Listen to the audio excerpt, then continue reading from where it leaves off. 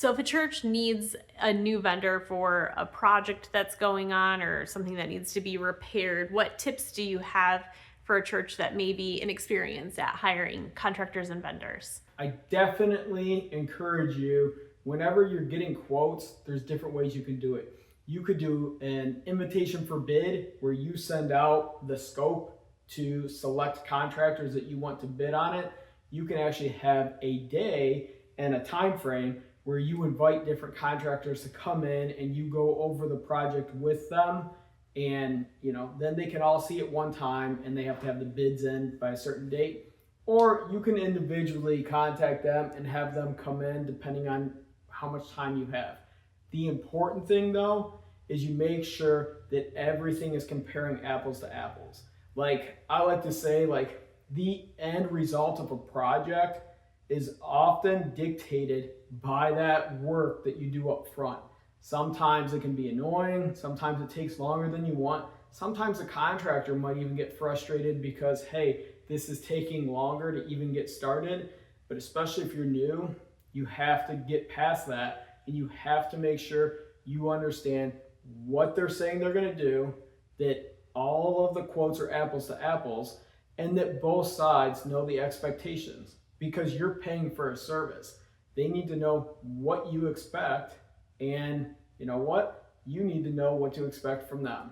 So another thing that I've definitely seen that's important is make sure if you're new that you're willing to ask a mentor or a consulting company, or even you might belong to a facility management group online. Hey, have you worked with any vendors or contractors in the area? What would you review that process? Did it go well? What should I expect? Along with that, look at the reviews of the company.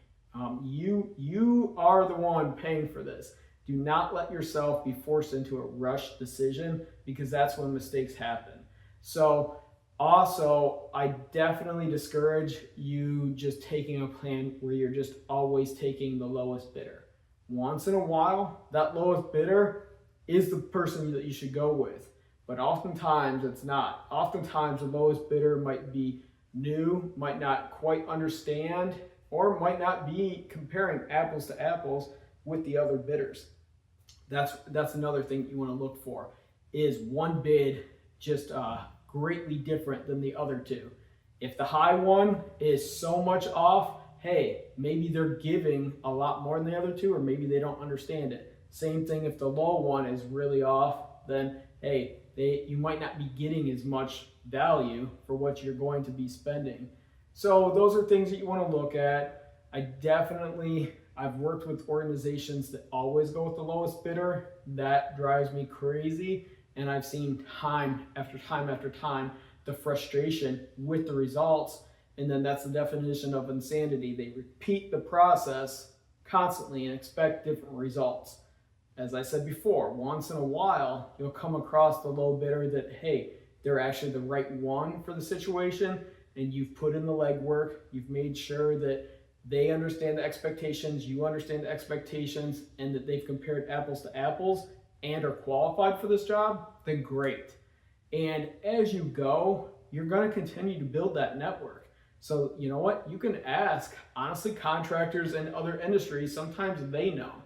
But other church facility managers, I think, are a great reference and or a resource, I should say, that you can reach out to. So make sure you take your time, and it can be painstaking at the beginning, but that is oftentimes going to dictate the results that you receive at the end.